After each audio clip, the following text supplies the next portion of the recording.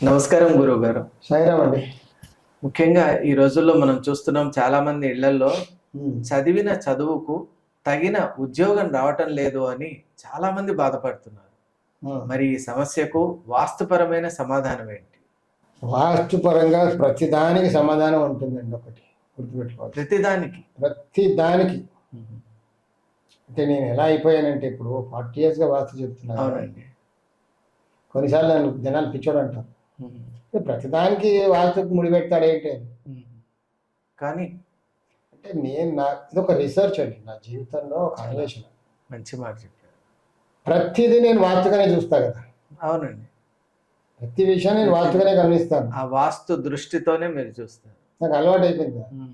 ఎవరింటికైనా వెళ్ళాను అనుకోండి, ఉమ్. నా కళ్ళు దొంగ కళ్ళు ఎలా ఉంటాయి, ఎక్కడ ఏది తీసుకోవాలి ఏదో ఉంటుంది కదా, అలాగే నాకు పొద్దున్న వెళ్ళిపోద్ది. ఉమ్. కాకపోతే వైబ్రేషన్ తీసుకోను. అదే. ఎక్కడైతే వైబ్రేషన్ తీసుకుంటానో అక్కడ తినను, ఎక్కడైతే తింటానో అక్కడ వాస్తు చెప్పాను. ఓహో. అప్పుడు ఆ క్షణంలో. ఉమ్.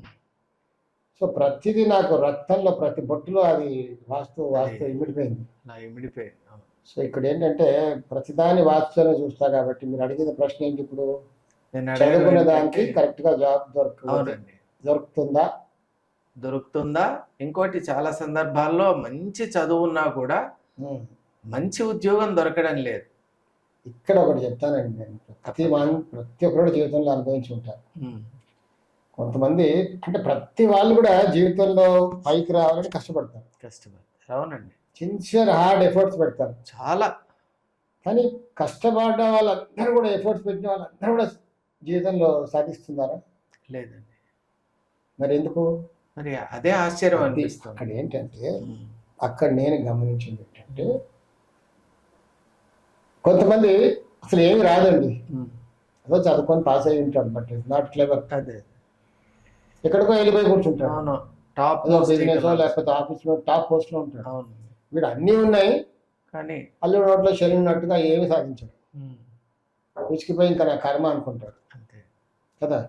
లాస్ట్ మనం కొంచెం వాస్తు దృష్టితో ఇల్లు చూస్తే కర్మకి సాధించడానికి ఉన్న సంబంధం మనకు అర్థమవుతుంది. చాలా బాగుంది. నా కర్మ అని సరిపెట్టుకున్న వాడు ఇల్లు చూసామనుకో, వాడి ఇల్లు వాస్తు పరంగా దోషంగానే ఉంటుంది. పశ్చిమంలో చాలా ఖాళీ స్థలం, లేదా దక్షిణంలో చాలా ఖాళీ స్థలం, పశ్చిమం దక్షిణం, గుమ్మాలన్నీ కూడా నీచ స్థానంలో ఉండడు, వాడు ఎంత కష్టపడ్డా అంతే. అదే. బాగా తొందరగా పైకి వచ్చిన వాడు అసలు ఏమి రాని వాడు ఎక్కడికో వెళ్ళిపోతాడు, బిజినెస్ కానీ ఉద్యోగం కానీ. వాళ్ళు వెళ్ళి చూస్తే ఉత్తరం తూర్పులో నుంచి ఖాళీ స్థలం, గుమ్మాలన్నీ కూడా కరెక్ట్ గా, అంటే కొన్ని దోషాలు ఉంటాయి, బట్ మేజర్ గా ఏం డిఫెక్ట్స్ లేకుండా ఉన్న ఇల్లే కనపడతాయి మనకు.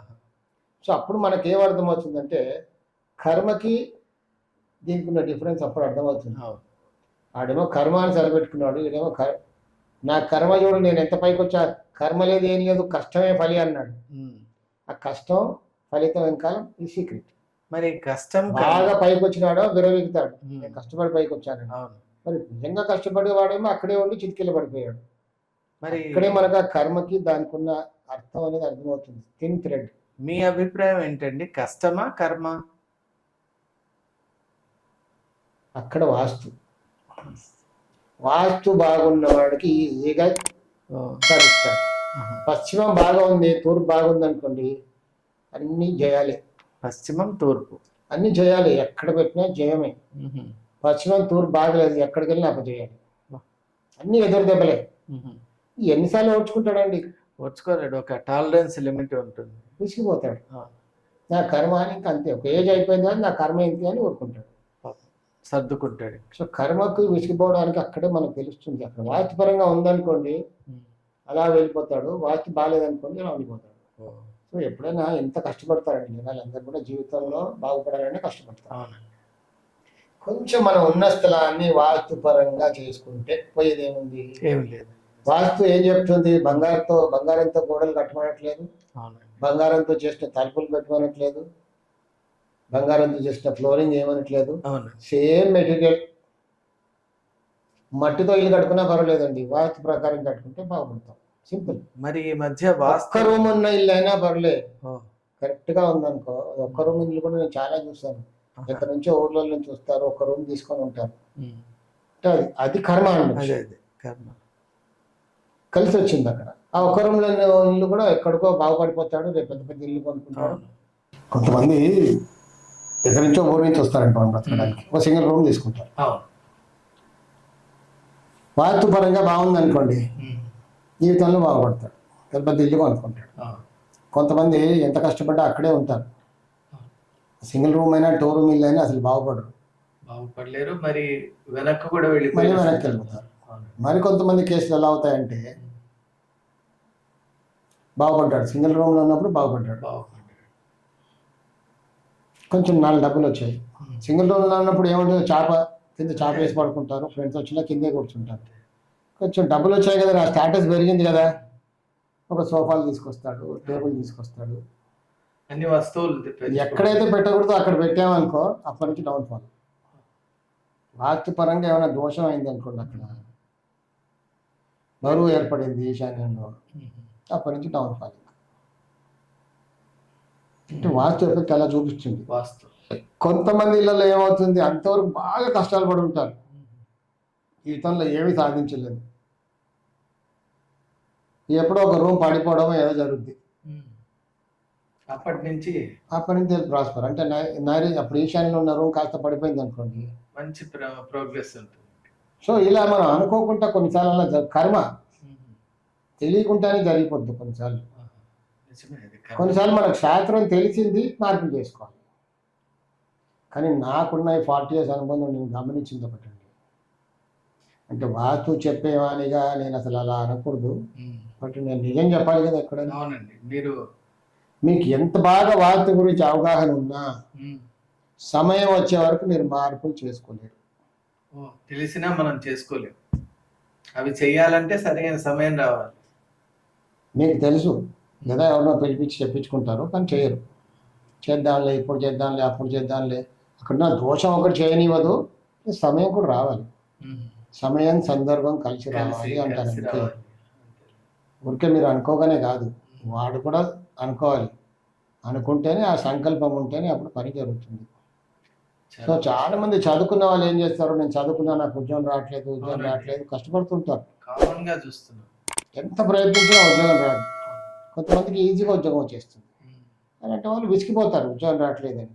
ఇట్లా ఇంట్లో నైరుతిలో దోషం ఉందనుకోండి, ఎంత ప్రయత్నించినా రాదు. పశ్చిమంలో దోషం ఉందనుకోండి, ఎంత ప్రయత్నించినా రాదు.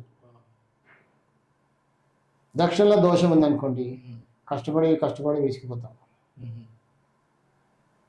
ఇక్కడ వాస్తు కొంచెం సపోర్టివ్గా ఉందనుకోండి, తక్కువ వచ్చేస్తుంది. కొంతమంది వాయువ్యం దోషం ఉన్న వాళ్ళకి ఉద్యోగం వస్తుంది, కానీ చేంజ్ చేస్తూ ఉంటారు, నిలకడగా ఉండరు. ఈ ఒక ఉద్యోగం అయిపోయింది, ఏదో కారణం చేత కొందరేమో జంప్ చేస్తారు హైక్, కొందరేమో ఊరికే అక్కడ ఏదో పోట్లాటో లేకపోతే మనస్పర్ధలు ఇచ్చి జాబ్ వదిలేస్తారు. Ego, they take it on the heart, అందరు నాకే పని చెప్తున్నారు. నేను నాకు ఉన్న ఈ 40 years ప్రయాణంలో చాలా చూసాను అలాంటి కేసులు. వాయువ్యంలో దోషం ఉన్న వాళ్ళు they will be very sharp, Saraswati పుత్రులుగా ఉంటారు.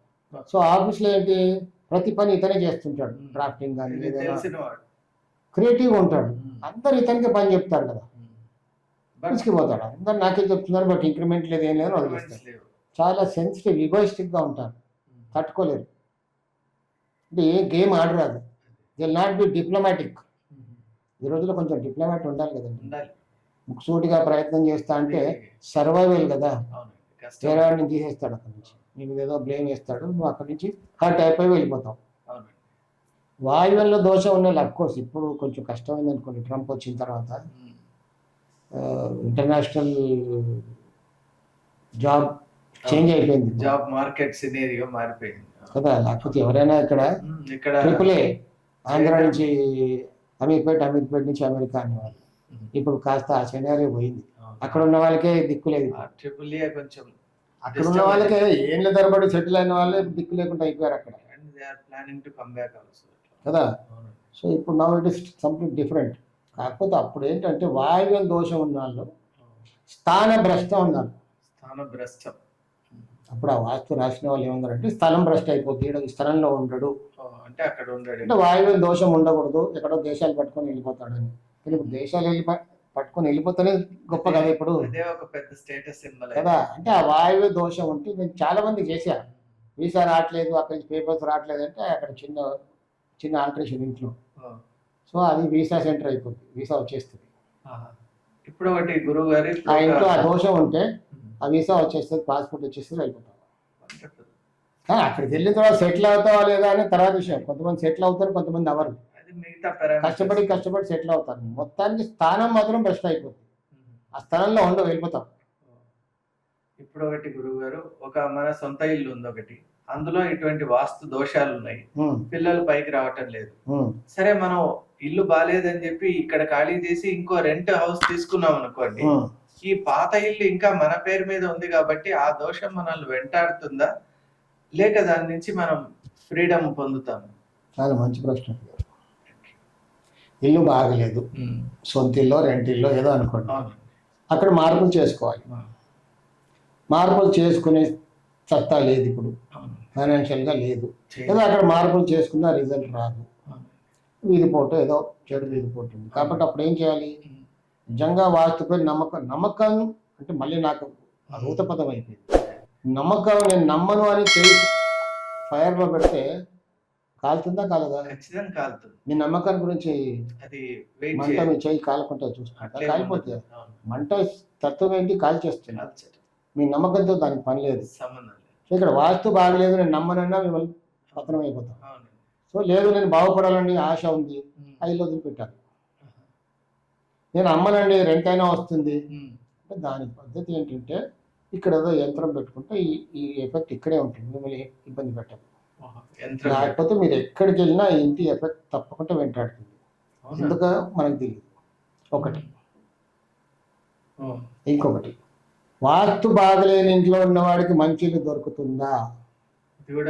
దొరకదు. దొరకదు.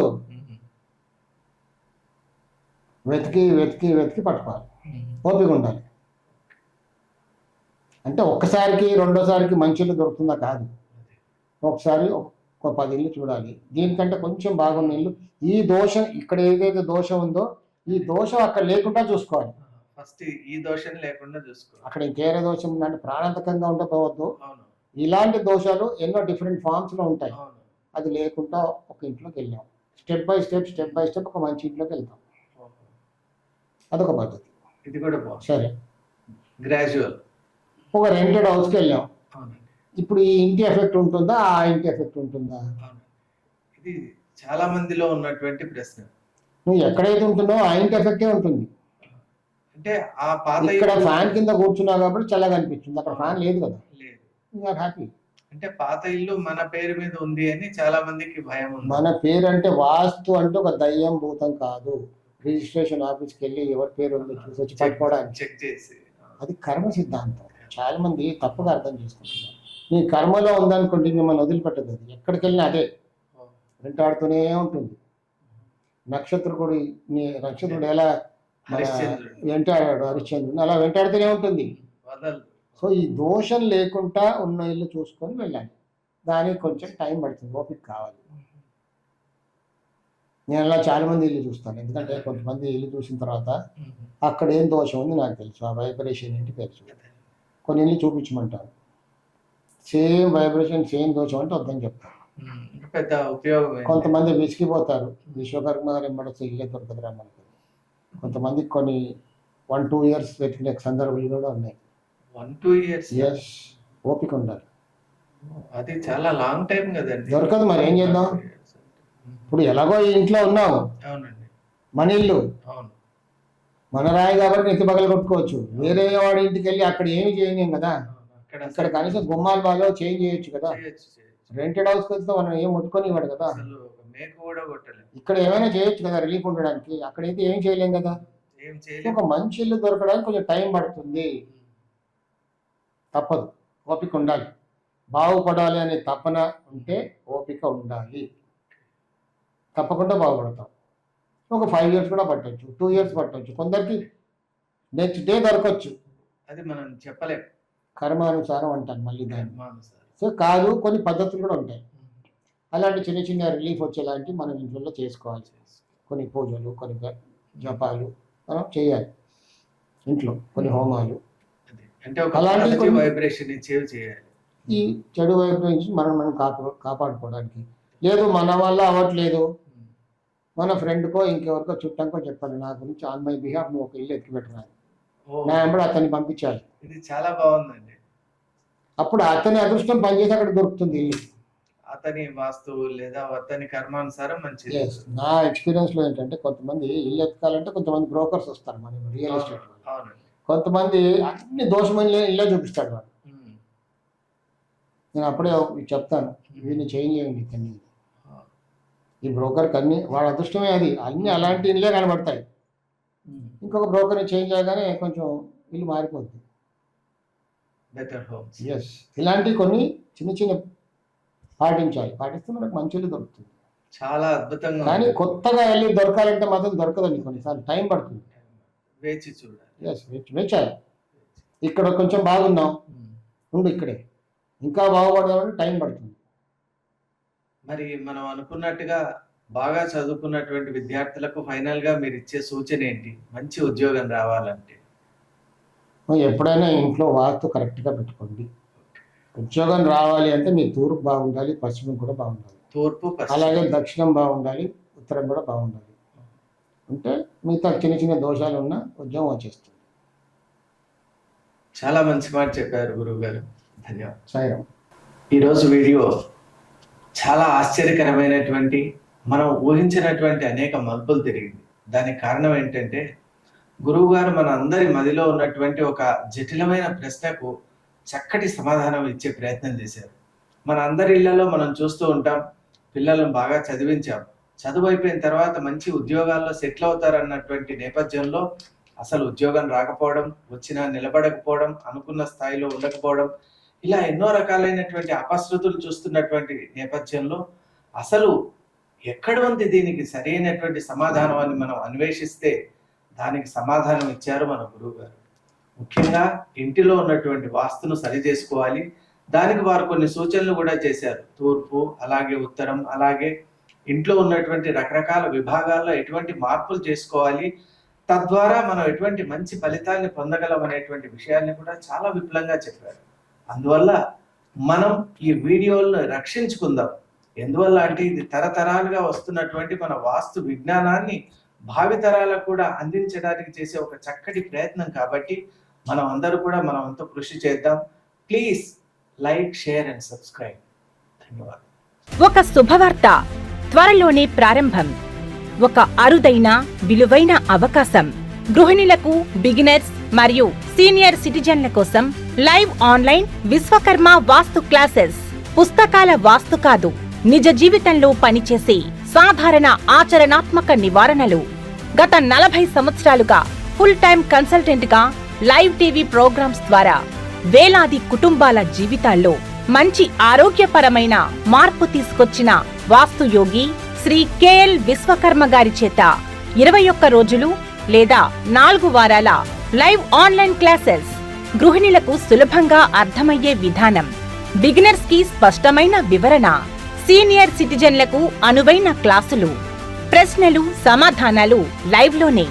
సర్టిఫికేట్ కూడా ఇవ్వబడును. మీ ఇంటి శాంతి, ఆరోగ్యం, సంపదకు వాస్తు ఎలా సహకరిస్తుందో ఇప్పుడే తెలుసుకోండి. ఆసక్తి ఉన్నవారు వెంటనే 9848045677 వాట్సాప్ నెంబర్కి కాల్ చేసి రిజిస్టర్ చేసుకోండి.